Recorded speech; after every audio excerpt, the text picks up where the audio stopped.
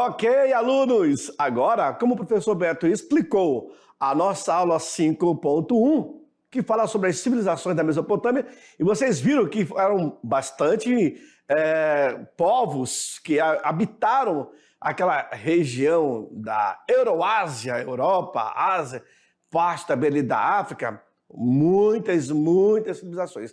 Agora, eu vou explicar para vocês, em questão de 5 minutos, fazer um resumão de tudo aquilo que já foi dito, tá bom? Segue comigo no quadro, olha lá. Aula 5.2, as civilizações da Mesopotâmia.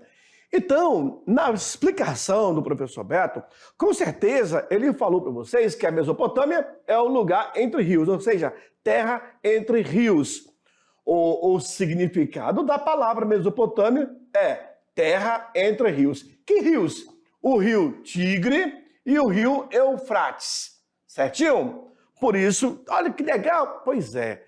Aqui, observe, eu tenho o rio Eufrates e aqui eu tenho o rio Tigre. Fechou? Pois é. Apesar de ser rodeada por desertos, a região é denominada como crescente fértil. Professor, por quê? Porque justamente nessa área é onde tem vida, a vida verde, além da vida humana, um local que vai ser cobiçado. E aí, claro que, de repente você está no meio de um deserto, quente pra caramba, não é isso? E aí, pá, aí veio aquele oásis, nossa, com plantações, com águas boas para se beber, o clima agradável. Como explicar isso? Pois é, né? Se o Egito era a dádiva do Nilo, a Mesopotâmia era a dádiva do rio Tigre e Eufrates. Quando você fala dádiva, é a bênção. Lembra que o rio Nilo dava aos seus habitantes toda a alimentação, a navegação, por onde passavam ali as mercadorias, a pesca no próprio rio. Então o rio é vida, gente. O rio é vida. Se você analisar, aluno, todas as cidades, elas são criadas, elas surgem próximo de um rio. Olha no nosso caso aqui, Porto Velho, nós temos o Rio Madeira. Olha lá em Ji-Paraná, o Rio Machado. Olha lá em Costa Marques, nós temos o Rio Guaporé. Olha em Guajará-Mirim, o Rio Mamoré. E sem contar as outras cidades também. Cacoal, temos o Riozinho. Olha, e assim vai, tá? Por isso que o rio é visto como uma bênção para aquele povo. E aí, mesmo mencionando a questão das civilizações, nós temos o avanço cultural. Por exemplo, a escrita. A escrita cuneiforme, os mesopotâmios, eles desenvolveram uma das primeiras escritas da história, chamada de cuneiforme. E que é através em pequenos cubos, né? Isso no século IV, no século IV milênio antes de Cristo, certinho? Olha, o cuneiforme se diz que foi obra dos sumérios, um povo antigo. Eu tenho os arcádios, eu tenho os amoritas, os babilônios, os sumérios, amoritas, enfim, vários, né? Os sinais eram gravados na argila úmida e tinham uma forma de cunha. Aqui você observa o estilo da escrita. Professor do céu, como lê isso? Pois é. Aluno, tu observa que aqui eu tenho uma linha? Do jeito que existe a nossa linha do caderno, para quê? Para ter a coordenação motora. Os caras escreviam até uma forma de dividir a escrita, né? A palavra, os significados. E aqui, teria o símbolo que, juntando, fazendo a leitura, daria sentido. Desenvolveu-se antes dos hieróglifos egípcios. Então, o cuneiforme é muito mais antigo do que o hieróglifo. E olha que o hieróglifo também já é uma arte, né? Quando você vê aquele monte de pintura, tudo ali tem significado. Preservar as regras que controlavam a sociedade. Foi adotada por todos os povos da Mesopotâmia, ou seja, os povos antigos daquela época. Os sumérios Foram os primeiros povos a controlar a região. E aí, será que eles eram feras? Os acádios, são eles que irão unificar as cidades sumérias. Aí eu tenho os assírios. Eles alcançaram sua maior prosperidade durante o reinado de Assurbanipal. E os amoritas, sob o governo de Hammurabi, eles irão expandir seus domínios sobre toda a Mesopotâmia. E por último, eu tenho os caldeus. São eles que irão conquistar a Babilônia. Depois irão conquistar Assur e depois Nínive. Olha que Nínive, inclusive, se encontra na Bíblia. Se vocês leram aí, conhecem, temos aí. Formando aí um povo, o Império Babilônico. E aí eu tenho o Código de Hammurabi. Preservado numa estela de pedra negra, foi elaborado por ordem do rei Hammurabi. A pena aplicada deveria corresponder ao dano causado. Talvez, aluno, tu já ouviu dizer, você já ouviu dizer, a famosa lei do talião? Pois é, olho por olho e dente por dente. Pois é, tudo isso está inserido no Código de Hammurabi. E aí, por último, a divisão social segundo o Código de Hammurabi. Aí eu tenho aqui a elite, a classe média e, por último, a classe baixa, né?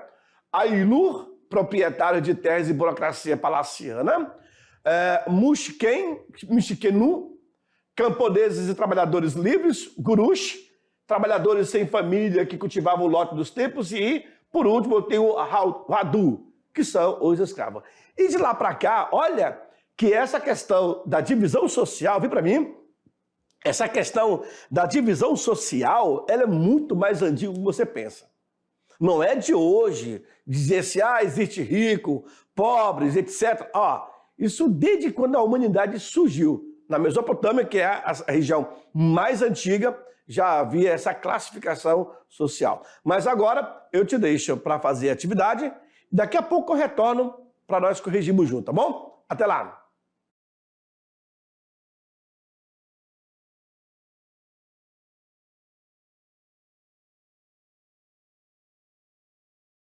Ok, alunos, estamos de volta e agora para fazer a correção das atividades. Eu tenho certeza que com essa aula, a explicação do professor Beto, vocês viajaram no tempo. Nossa, professor, eu não aprendi isso lá no nono ano. Eu não aprendi isso lá no sexto, no sétimo, no oitavo. Pois é, como eu falei nas nossas aulas, o ensino médio só vai trazer mais bagagem para vocês. O que vocês aprenderam agora com o ensino médio é uma sequência de informações, de conhecimentos, de aprimoramento. E digo mais, quando vocês terminarem o ensino médio, vocês vão ver o tanto de bagagem que vocês estão levando ou que vocês adquiriram. E quando vocês irem para as universidades, aumenta mais ainda. Na verdade, o Bacon, que é um grande pesquisador, ele fala que conhecimento é poder e ninguém tira isso de você. Aí eu te pergunto, você está preparado para ter conhecimento? Sim? Então, aluno, sejam bem-vindos ao mundo dos cientistas, ao mundo dos pesquisadores, ao mundo do conhecimento, tá bom? E o conhecimento, ele liberta. Por que ele liberta? Claro, se você é uma pessoa instruída, se você é uma pessoa que tem conhecimento, você não se deixa enganar. Ou seja, você tem leitura. Fechou? Então, acompanha comigo a primeira questão da nossa atividade. Bom, questão 1, ela vem dizendo o seguinte. A Mesopotâmia, apesar de ser rodeada por deserto, é uma região denominada crescente fértil, devido aos recursos hídricos ali existentes. Lá conviveram os sumérios, babilônios, assírios, caldeus, acádios, povos que revolucionaram para sempre o modo de viver e de conviver. Sobre a Mesopotâmia, é correto afirmarmos aí. Vejam, na Mesopotâmia entre os rios Tigres e Eufrates, repousa um dos mais importantes berços da humanidade. Que berço é esse? Cultural? Pois é, né? Letra B. Foi na Mesopotâmia que inventaram a escrita dos hieróglifos. Opa! Se você acompanhou a aula, vai saber de onde vem.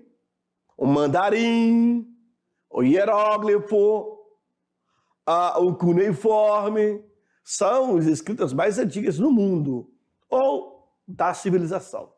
Letra C. A lei do talião visava o perdão e a remissão do criminoso. Quê?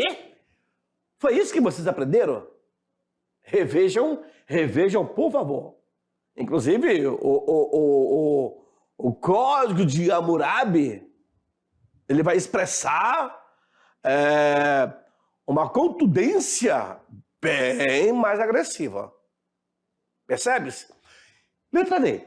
Povos como os persas, atenienses, espartanos e egípcios viveram na Mesopotâmia. É isso. Os persas, atenienses, os egípcios. Letra E. A divisão social da Mesopotâmia visava a olha isso. A divisão social da Mesopotâmia visava a estrutura democrática e republicana. Ué, já existia isso lá? Essa estrutura democrática? Bom, democracia, aluno, é uma palavra que está em auge hoje, né? Muito na boca, na mente, nas intenções das pessoas. Republicana também. Bom, mas aí a minha pergunta é relacionada à Mesopotâmia. Apesar de ser rodeada por desertos, é uma região denominada crescente fértil. Se você, eu tenho certeza que o professor Beto, na explicação, ele não deixou falhar. Mas quando se fala crescente fértil, a região onde passa aqui o rio Tigre e Eufrates, a região, né? Aqui eu tenho o rio, a região basicamente isso daqui, ó. Dá para se notar que parece uma lua. A lua crescente. A lua crescente. Então eu tenho a lua minguante, eu tenho a lua cheia, eu tenho a lua nova e são vários desenhos. Então, a lua crescente do crescente fértil, ou seja, na região que tudo se planta, tudo se dá. Fechou? Só para vocês fazerem uma analogia. Bom, sobre a Mesopotâmia, então é correto afirmarmos que letra A, B, C, D e E, qual seria a resposta? Claro que é a letra A, gente. Na Mesopotâmia, entre os rios Tigre e Eufrates, repousa um dos mais importantes berços da humanidade. O surgimento, a cultura, as primeiras civilizações, sumérios, acádios, amonitas, babilônios, caldeus, todos eles vieram de lá. Fechou? Aí depois se espalham para o mundo e aquela coisa. Nós vimos na aula 2, na aula 3.1, nós estávamos falando sobre o criacionismo e o evolucionismo. Criacionismo voltado para a Bíblia, para os cristãos, e o evolucionismo voltado para as ideias de Charles Darwin. E Charles Darwin, ele falava que o evolucionismo é a evolução da espécie. Sobrevive, se mantém, sobressai a espécie mais resistente. Na humanidade é assim. Um filhote de cachorro, quando nasceu com problema, ele vai morrer. Um humano, se nascer com problema, se não tiver os cuidados, ele vai morrer. Então isso tanto para o mundo animal como para o mundo humano. Se não tiver os cuidados, morre. Então é a espécie. Ou seja, a sobrevivência. Os mais fortes. Fechou? Próxima questão. Questão número 2. Na Mesopotâmia, formaram-se as primeiras sociedades, dotadas de escrita e de uma estrutura social complexa. Veja aí. Denominada como o berço da civilização. Qual o nome da escrita mesopotâmica e as suas características. Letra A. O nome é hieróglifo, que eram representados por sinais em forma de animais. Letra B. Alfabética, e são os símbolos numéricos ordenados em blocos. Letra C. Cuneiforme, que são sinais gravados na argila úmida e tinha a forma de cunhas. Letra D. Mandarim, que é ideográfica, ou seja, os símbolos expressam ideias. E latina, feita de forma de alfabeto, que é uma forma de escrita de signos e significados, classificado como segmental. Olha aí, possui grafemas, que representam fonemas. Caracas, veja só, cada ideia que surgiu agora, latina. Já viram isso aqui? Mandarim, também já viram? Bom, hieróglifo, conhece? A alfabética e o cuneiforme. Eu tenho 5 tipos de escritas aí. Mas a minha pergunta é, qual o nome da escrita mesopotâmica e a sua característica? Isso foi abordado durante a aula. O professor explicou, mostrou. E um detalhe, eu convoco você, aluno, a pesquisar mais ainda. Se você... Vem para mim aqui rapidinho, aluno. Olha só. Se você dá um Google aí, a escrita cuneiforme, se você colocar várias perguntas relacionadas a essa escrita, vocês terão respostas. No mundo científico, em publicação de artigos, em publicação de livros, olha, o mundo vai se abrir para você. Então, eu pergunto assim, por exemplo, no Google, vou dar lá um Google, o que é escrita cuneiforme? Vai aparecer. Como é feita a escrita cuneiforme? Vai aparecer. Como se interpreta a escrita cuneiforme? Vai aparecer. Da mesma forma, se eu fizer qualquer tipo de pergunta sobre o mandarim, sobre o hieróglifo, qual o significado de um pássaro, de um pé, de uma mão, de um cajado, tudo isso vai obter resposta. Hoje, com a internet, com o sistema de informação avançada, antigamente a nossa Barça era um livro, a coletânea, que valeu o preço de um carro, né? Hoje não, a nossa Barça é o Google. Mas digo, nem tudo que está ali é verdadeiro. Tem que saber pesquisar. E não se deixe enganar. Fechou? Então, se você dá um Google aí, você irá encontrar muito mais informações a respeito dessas escritas. E qualquer outra informação que você queira saber. Fechou? Vamos para a resposta então? Joga lá! Resposta dessa questão vai ser a letra A.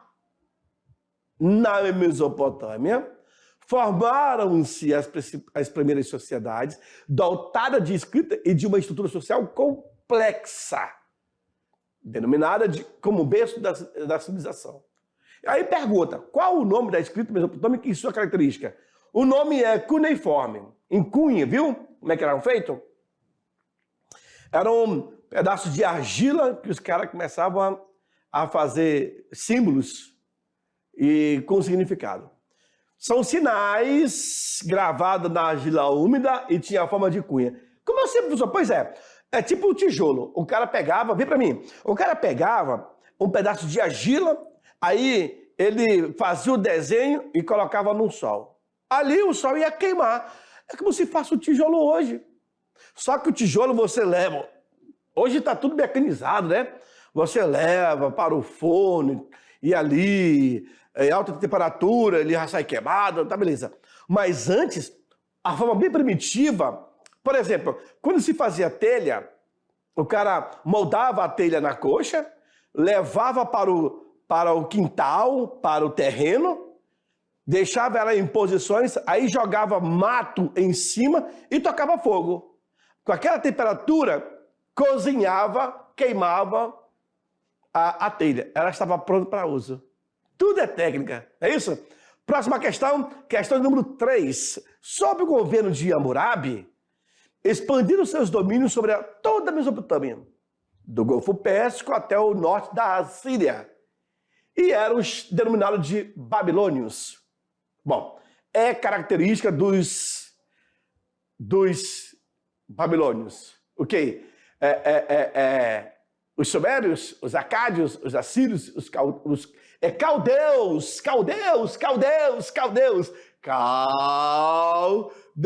Houve aqui uma inversão de palavras, de letras, né? E os amoritas, não é Claudeus, não, meu Deus, é caldeus, tá bom? Bom, de quem nós estamos falando? Claro que são deles, dos amoritas. Sobre o governo de Hammurabi, expandiu seu domínio sobre toda a Mesopotâmia, do Golfo Pérsico até o norte da Síria e a denominada de Babilônia, que é característica dos amoritas. E a questão do Enem, ela é um pouco mais intensa, né? Porque requer mais pensamentos, mais concentração. Questão 4. Na Mesopotâmia, todos os bens produzidos pelos próprios palácios e templos não eram suficientes para seu sustento. Assim, outros rendimentos eram buscados na exploração da população das aldeias e das cidades. As formas de exploração eram principalmente duas: os impostos e o trabalho forçado. Ok. Pergunta. Entre os trabalhos forçados que o texto se refere, nós temos a internação de doentes e loucos em áreas rurais, onde deviam cuidar das plantações. B. Utilização de prisioneiros de guerra como artesãos. Letra C. Escravidão definitiva dos filhos mais velhos das famílias de camponeses, o que caracterizava o sistema econômico mesopotâmico escravista. Letra D. Obrigação de prestar serviços, devido por toda a população livre, em obras realizadas pelo rei, como templos ou muralhas. E letra E. Pastores de grandes rebanhos de gado bovino e caprino. Aluno, a resposta correta dessa questão vai ser a letra D. Entre os trabalhos forçados que o texto se refere, nós temos a obrigação do cidadão ali prestar serviços, devido por toda a população livre, para realizar obras pertencentes à monarquia, ao rei. E que obra era essa? Olha, além de templos, muralhas, eu tinha pontes, eu tinha calçadas, que são ruas, eu tinha vários. O que não faltava, na verdade, era serviço. Professor, mas por que isso? Vem para mim. Por que isso? Vamos analisar. Eu não posso, vejam só, eu não posso analisar o passado com a mente do presente. Eu tenho que me colocar no lugar, eu tenho que ter uma ideia de como era esse sistema. Porque senão fica fora de contexto você analisar o passado com a mente do presente. Então, imagine, o que essas pessoas livres estavam fazendo? Lembra daquela frase, mente vazia é lugar do diabo, alguma coisa assim, né? Tem uma frase, mente vazia é a oficina do diabo. Lembram? Então, se você não tem nada para fazer, vai passar besteira. Então, é necessário ocupar a mente e também o ofício da pessoa. Por isso que era necessário fazer esse tipo de trabalho e colocar todo mundo aí para prestar serviço. Mas acabou a nossa aula. Passa muito rápido, eu também sinto saudade. Mas eu volto na próxima. Tchau, tchau!